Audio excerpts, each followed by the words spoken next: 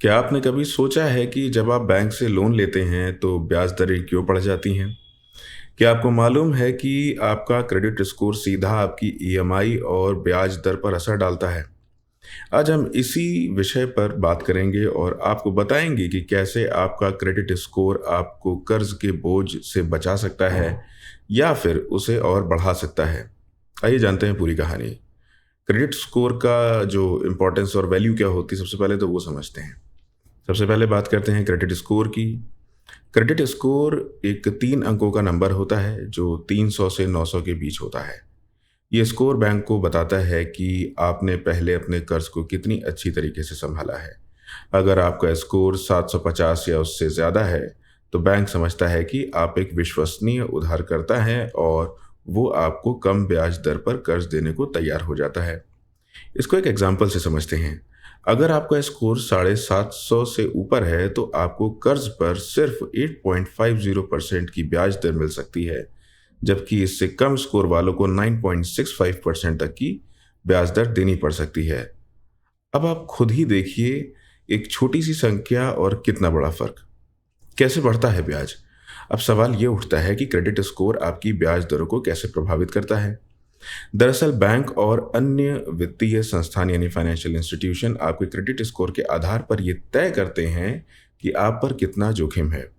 अगर आपका स्कोर कम है तो बैंक मानता है कि आपको कर्ज देना जोखिम भरा है और इसलिए आपको ऊंची ब्याज दर पर कर्ज दिया जाता है। वहीं उच्च स्कोर का मतलब होता है, यानी ज़्यादा स्कोर का मतलब होता है कि बैंक को आप पर भरोसा है और वो आपको कम ब्याज दर पर कर्ज दे सकता है। इसको भी एग्जाम्पल से समझते हैं। स्कोर 600 होने पर आपको 9.65% ब्याज दर चुकानी पड़ती है, जबकि 750 यानी 750 स्कोर पर 8.50 की दर पर ही कर्ज मिल जाता है। एक छोटे से स्कोर अंतर से ब्याज में इतना बड़ा फर्क आ जाता है। ईएमआई पर क्या असर आता है, ये समझते हैं। अब समझते हैं कि ये ब्याज दरें आपकी ईएमआई पर कैसे असर डालती हैं। अगर आपका क्रेडिट स्कोर कम है, तो न सिर्फ आपकी ब्याज दरें बढ़ सकती हैं, बल्कि आपको हर महीने की ईएमआई भी ज़्यादा देनी पड़ेगी। ये केवल ब्याज का खेल नहीं है, बल्कि आपकी जेब पर सीधा असर डालने वाली बात है। इसको एग्जाम्पल से समझते हैं। मान लीजिए आपने 1 लाख रुपए का कर्ज लिया है। अगर आपका स्कोर 600 है, तो आपको हर महीने 934 रुपए की ईएमआई चुकानी होगी, जबकि 750 स्कोर पर वही ईएमआई सिर्फ 903 रुपए की होगी।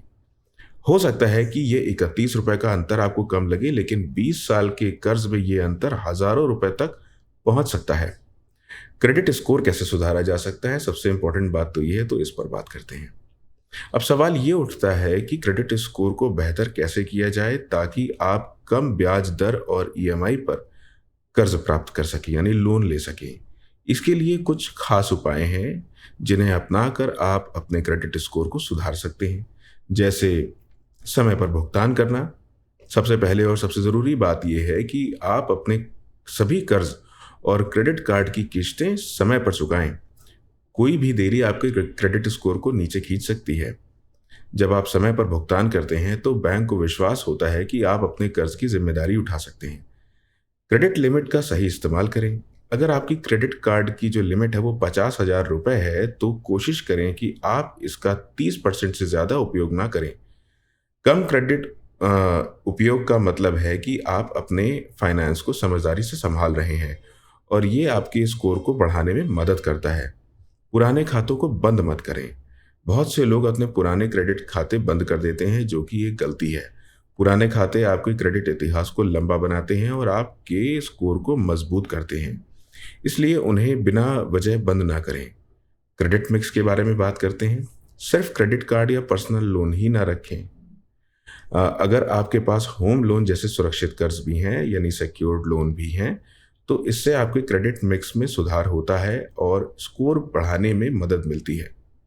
तो दोस्तों, अगर आप कर्ज लेने की सोच रहे हैं तो पहले अपने क्रेडिट स्कोर पर ध्यान दें। अच्छा स्कोर ना सिर्फ आपकी ईएमआई कम करेगा, बल्कि आपको लंबे समय में ब्याज में भी काफ़ी बचत होगी। याद रखें, ये छोटी छोटी बातें आपके वित्तीय भविष्य को सुरक्षित करने के लिए बहुत ज़रूरी हैं। अगर आपको ये जानकारी फ़ायदेमंद लगी हो तो हमारे चैनल को सब्सक्राइब ज़रूर कीजिए, वीडियो को ज़रूर लाइक कीजिए, कमेंट बॉक्स में आप क्या सोचते हैं इस बारे में ज़रूर बताइएगा। मुलाकात होती है आपसे अगले वीडियो में। धन्यवाद।